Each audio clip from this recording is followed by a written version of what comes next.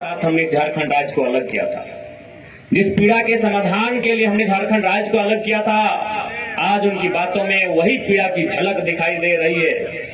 इसलिए आज हमें लगता है, आज हमें आवश्यकता है विस्थापित तमाम विस्थापितों को एक मंच में आने की आवश्यकता है।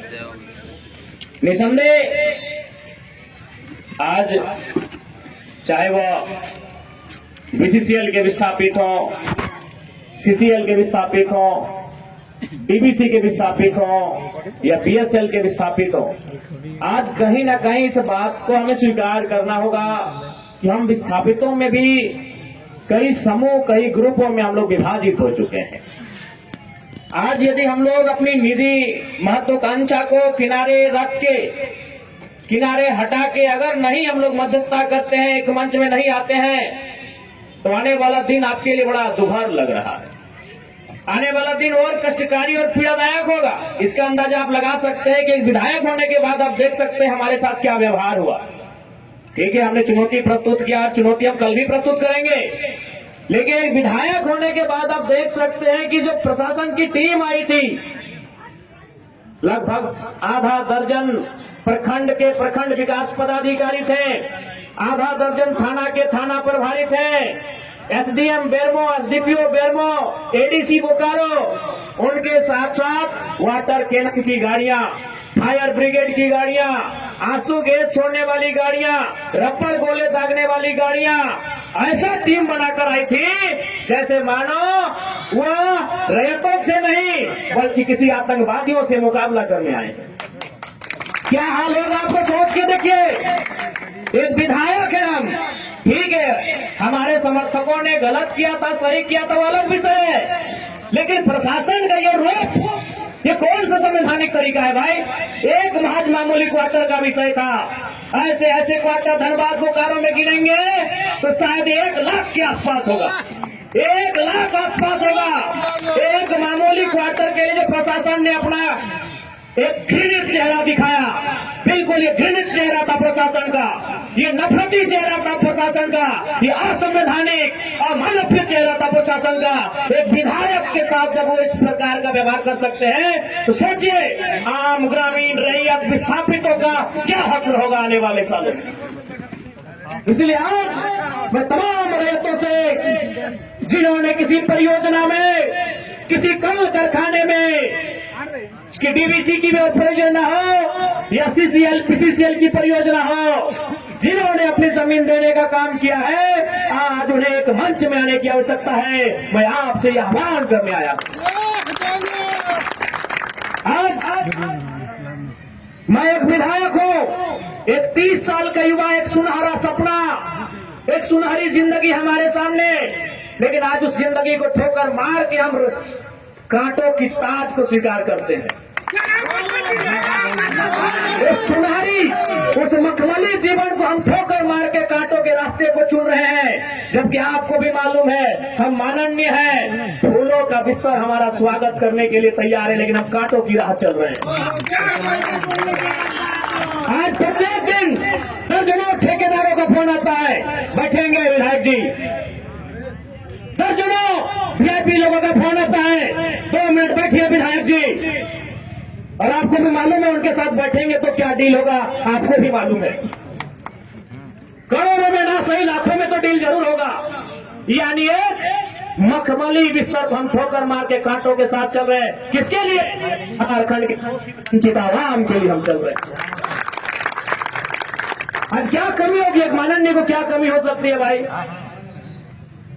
हमें आवास मिलेगा, गाड़ी की सुविधा मिलेगी, टीए मिलेगा, हर प्रकार की सुविधा मिलेगी, भत्ता मिलेगा, हवाई यात्रा मिलेगा, रेलवे की यात्रा मिलेगी और लाखों रुपए की सैलरी मिलेगी।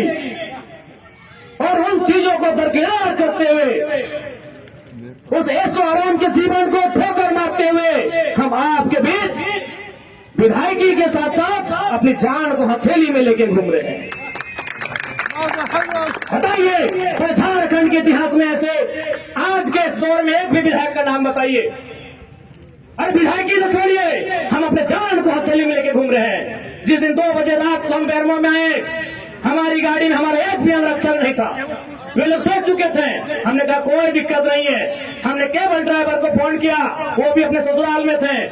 क्योंकि आपको भी मालूम है मेरे घर में इतना जगह नहीं है कि हम 4 लोगों को ठहरने के लिए बोल सके। बगल में हमारे एक मित्र का घर है, वहीं रात रहने के लिए हम जाते हैं, वो विधायक है। हमने तुरंत कहा कि अगर हम अपने अंगरक्षक को लेने के लिए जाएंगे तो शायद 10 से 15 मिनट का लेट होगा। उतना देर में हम कम से कम डुमरी की दूरी पार कर जाएंगे। 20 किलोमीटर हम 15 मिनट में सफर कर जाएंगे। इसलिए अंगरक्षक को सोने दीजिए, हम अकेले आएंगे। हम अपने जान को, अपने जीवन को हथेली में रख के चल रहे हैं। किस लिए? ताकि आज झारखंड की शोषित वंचित जनता को न्याय मिल सके। तो आप इतना तो कर सकते हैं। एक 30 साल का लड़का अपने आराम के जीवन को छोड़कर, ऐसो आराम को छोड़कर आज आपके लिए कांटों के रास्ते में चलने के लिए तैयार है। आप कम से कम ये जो 15, 16, 50, 60 समितियां बना के रखे हैं विस्थापन के नाम में, क्या एक नहीं कर सकते हैं? आप कीजिए। आप जिस दिन एक करेंगे इनको यहां से उखाड़ के फेंक देंगे। आप कीजिए। आज बीएसएल में भी हम जाते हैं, वहां 52 समितियां हैं।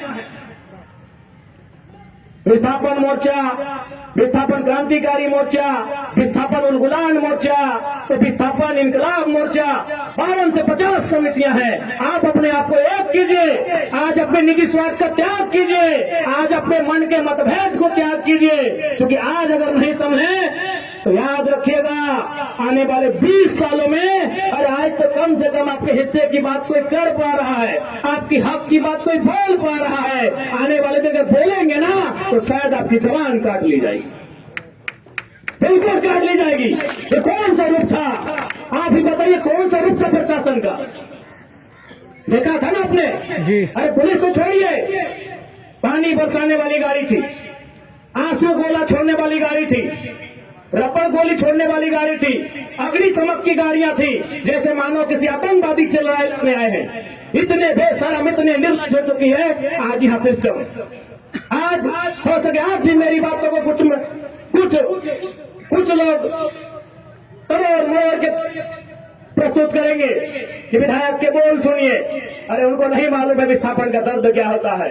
अगर वे विस्थापन को अध्ययन कर लेते तो शायद ये बोली बोलने का अवसर नहीं देखते। इसलिए आज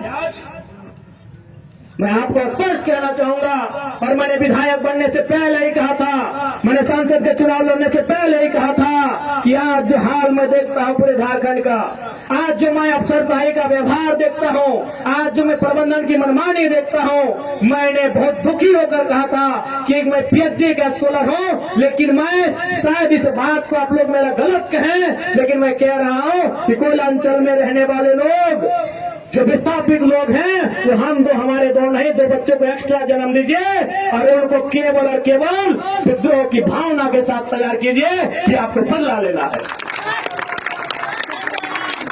बिल्कुल इस मेरी बात से बहुत सारे लोगों को आपत्ति होगी कि माननीय कैसा बोल रहे हैं, लेकिन उनको क्या मालूम कि जिस जमीन को हमारे बाप दादा ने 1970 में दिया है, हमारे बाबूजी मर गए, लेकिन आप भी जवान बेटा और बुढ़ापे की ओर चला गया है, लेकिन इंसाफ नहीं मिल पाया है। और ये तो गनीमत है। झारखंड के किसान भोले भाले हैं, झारखंड के किसान सरल हैं, झारखंड के किसान सीधे साधे हैं कि आज 1970 की लड़ाई को घिस कर अपने जीवन को, अपने खून को गला गला कर लड़ रहे हैं। अरे ये बंगाल याद होगा तो 1964-65 का दौर था। एक दिन पहले कुछ जमींदारों ने, कुछ सामंतवादियों ने एक किसान को मारा था। उन्होंने नक्सलवादी और नक्सलवादी जैसे घटना को अंजाम दे दिया था। एक दिन पहले। ये तो झारखंड के किसान हैं कि 70 साल से बर्दाश्त कर लिए। बंगाल के किसानों ने एक दिन बर्दाश्त नहीं किया था। आज आप नक्सलवादी सुनते हैं ना, नक्सली नक्सली नक्सली, ये डिक्शनरी का वर्ड नहीं है। नक्सली कोई बुरा वर्ड नहीं है। नक्सली बुरा हो सकता है, नक्सली वर्ड बुरा वर्ड नहीं है। नक्सली एक्चुअल में, वास्तव में बंगाल में दार्जिलिंग जो क्षेत्र है, वहां एक गांव है, उसका नाम है नक्सलवाड़ी।